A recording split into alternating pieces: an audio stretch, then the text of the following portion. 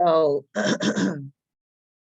so when further examining the whole security issue in northern Nigeria and in Nigeria in general, um, one of the things that always that continues to be amusing and also sort of fascinating is this idea of like, unknown assailants or unknown gunmen or whatever. It's always someone unknown. They always say, "Oh, we don't know who this is, and we don't know, how this happened." And somebody look into the what is it the military academy and captured three people and and somehow we have no idea how that's possible, of course, is beyond me. It's just kind of I hate to say it, but it just kind of it just reflects there's just like tremendous need for just data gathering and information gathering in that region to really really improve. There's no reason, and there's I mean the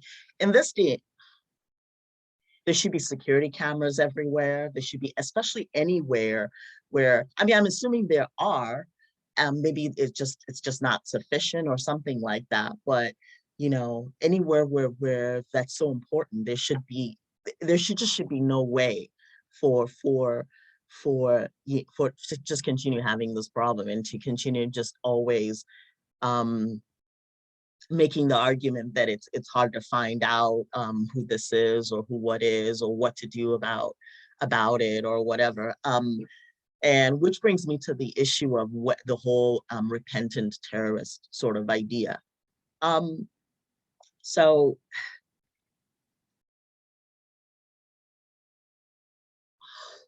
there's definitely there's two sort of schools of thought on that, right? It seems as if you have the whole idea that I think maybe like that's been alluded to, like there's no such thing as a repentant terrorist. It just bandits and terrorists are who they are, and they need to be punished first, and then there's the other argument that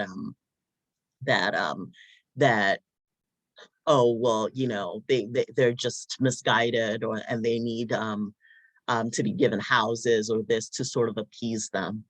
um I mean, we certainly can't go in the direction of appeasing terrorists or appeasing bandits, because it doesn't really make any sense. Because I mean, what happens when it just sets a bad precedent. And I mean, I understand that the idea where it's sort of like, maybe if you make them feel, actually don't make you maybe if you make them um like negotiate, work with them, they will work to to to help the country be better. But the point about it is they're not entitled to be sort of begged to do the right thing. Like you can't come at, I don't I don't really see the future, and also the sort of, where are we going with the idea of begging or sort of appeasing terrorists to or bandits to do the right thing. Where is that going? There's no, I don't see a future in that. And especially because these are kids that are local to these are young people that are local to the area. I don't think that I don't think that this there's any sort of good in coming at things from the perspective of, oh, let's just let's let's give them this and give them that and beg them to be good and stuff like that. There's no, so what are they going to do? Are they going to raise their kids the same way, to be bad also, to be terrorists also, until you beg them to be bribe them to be good also? I mean, it's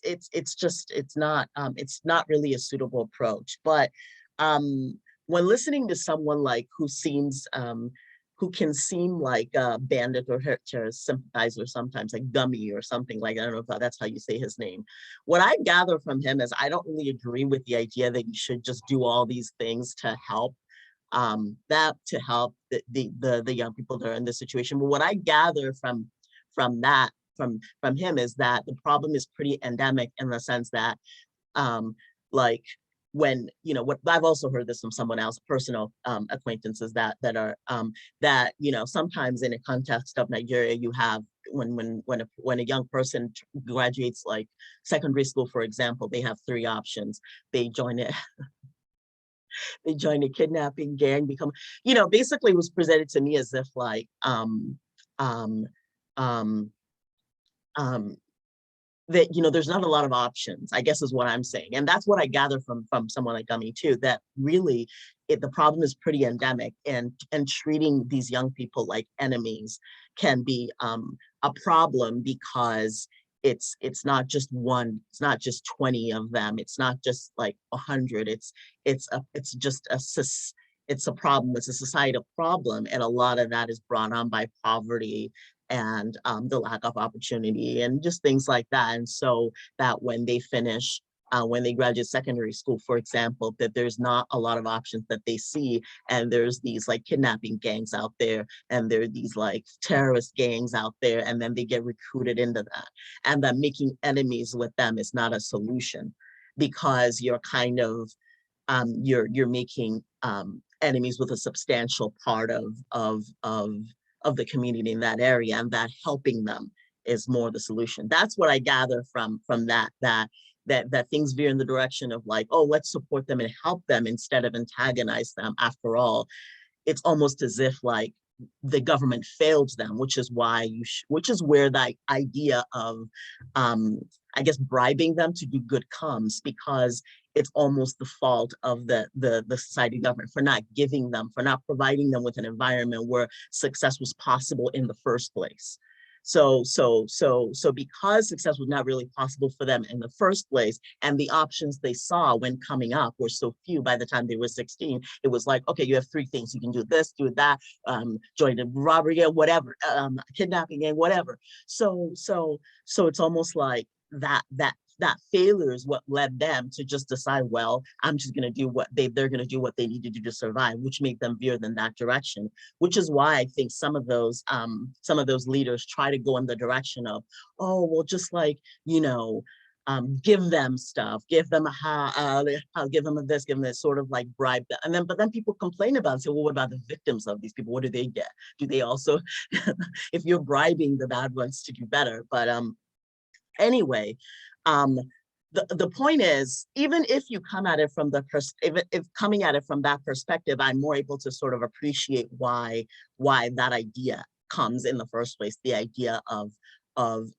in essence, kind of doing things to appease these bandits or people in this predicament, but it doesn't mean that's the right thing. So just because it's understandable why one would want to say, oh, just give them an apartment or this or that, but that's not necessarily the right thing. I think that the sort of responsibility, sort of accountability has to come first. I think it's absurd. What are you teaching them? How are they going to raise their kids if you teach them that, when they do bad things, you just like say, oh, we're the ones who failed you in the first place by never really giving you any options. So here you go. And while that's definitely seems to be the case, it seems like the problem existed at the foundational level, and maybe it's the way of leaders acknowledging that by saying to just help them, don't like be mad at them. But the thing is, you have to be mad at them first, because no matter what you have or don't have, like kidnapping is wrong, murdering or all that stuff is wrong, no matter what the person was or wasn't given. And no matter what the society provided for them, or no matter what sort of the foundation like that it laid for them or didn't lay for them, that stuff is wrong. And so that needs to be dealt with first.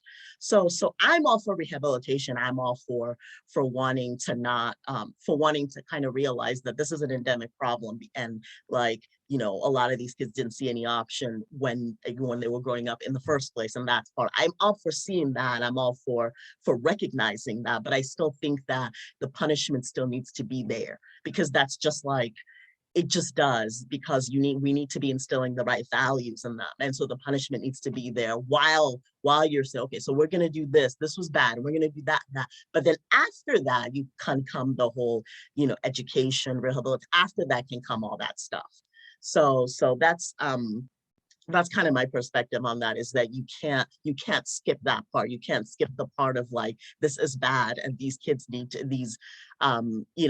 the young people in this predicament need to be let to be known that this is a problem and we need to do something about it, and that needs to be the first step. So to that end, I don't agree with the whole direction towards appeasing them, showing them love. And I get that as a secondary sort of dynamic, because I get the idea that, of the environment they're in having failed them in the first place. I get that, but I still think that the sort of reprimand has to come first and has to sort of, be the beginning step, because otherwise the kind of, what are you teaching them? I mean, I think everything sets a precedent and everything sets an example for the way you want them to be thinking and the way you want them to frame their thought process and bringing up the rest of their kids or whoever else.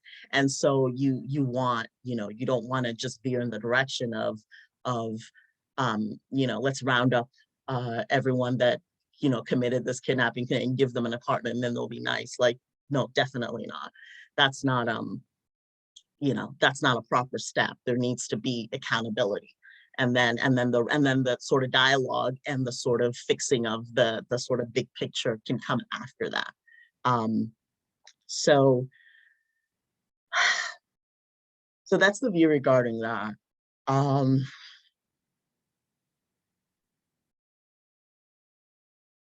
I mean, the framework for dealing with all of this, it just requires a lot more of, I mean, I hate to say this political will and sort of hands-on approach. You get the feeling, you get the impression that it isn't that that the good and the sort of wrapping yourself around the problem solving, it can't be done. It's that it's that they're prioritizing doing something else or shuffling around or don't want to do this or that. And um and I'm not sure why that is, because when you listen to the sort of the leaders in the government and security in this environment, it seems as if they care or want to care, but at the same time, talking is not the same thing as doing. So I don't understand where the disconnect is. Maybe it's that there's not enough sort of bringing their ideas together and kind of going at things together or whatever it is. But it just seems like the problem just still stays disjointed and it just stays the same, and or worse, or it just gets worse. And I'm not sure why that is. And I mean, it seems like there's a lack of accountability on that level too. So it seems as if, like, if we're holding the sort of the problem, the causes of the security problem, the risks and problems to be, if we're holding them to a standard, it seems like the sort of managers of that environment, the managers of the security, they need to be held accountable too. It's either, I mean, there's so many people have like said that, oh, they're part of the problem. They do deals with these um with bandits, or they're part of the dirty deeds too. Well, that can't be true in all levels. That might be true at some level, but I'm imagining that, um and even if it is, at some point that has to stop. Even if it is, at some point it has to end, because a house can't be divided against itself. So you can't be saying, oh, let's fix the security problem and then go and be part of the security problem. So that can't that's not going to work. But it seems as if, yeah, I mean, it just really boils down to that. Then it boils down to, like, the problem needs to be taken seriously if it's not being, and not just taken seriously in talk, but also in action too, and in sort of like, collaborative thought, and everybody sort of not thinking all in their own in their own way, in their environment, but really kind of bringing those ideas together, which should be going on already. So, which is why I don't understand why the issue persists and seems to kind of get worse. It's kind of um it's a tough thing to really understand. I mean, and I understand that the most, like crime and security issues and kidnapping and things, they're the really tough problems, because it's just they just there's just so much deception. I mean, that's sort of the essence of it, right? So it's like it's hard to really solve it and know what's going on. But again, I think if it's taken seriously enough and people really sit down at the table and they really, like, get the data together, I think that they can solve it. They can really get through it because it's not that hard. I mean, I know there's millions of people that live in these regions, but you really can get data on in these on just everyone, and not in a apocalyptic, not in a sort of controlling way, but in a way that is, supportive of people's independence freedom, but also in a way that gathers the information that you need so that everything doesn't become like, we don't know who this is and this happened and we don't know where, how can that be? So that definitely needs to,